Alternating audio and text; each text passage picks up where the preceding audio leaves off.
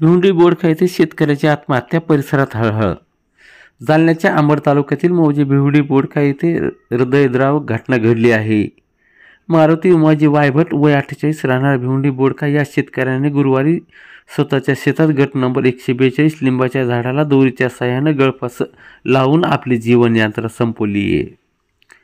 ही घटना आज सकाळी अंदाजे 6:30 ते 7 वाजेच्या दरम्यान उघडकीस आली.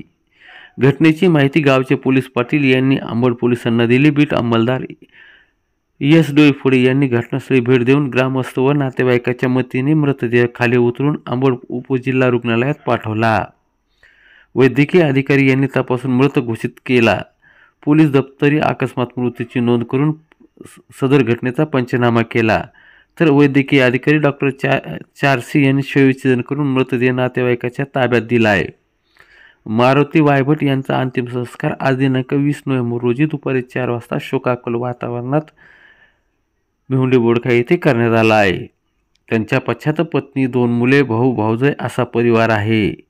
गावकऱ्याने दिलेल्या माहितीनुसार नापिकी बचत गटाचे कर्ज तसेच खाजगी सावकाराच्या कर्जाच्या वाढत्या तगाद्यामुळे त्यांनी हा टोकाचा निर्णय घेतल्याची माहिती मिळते.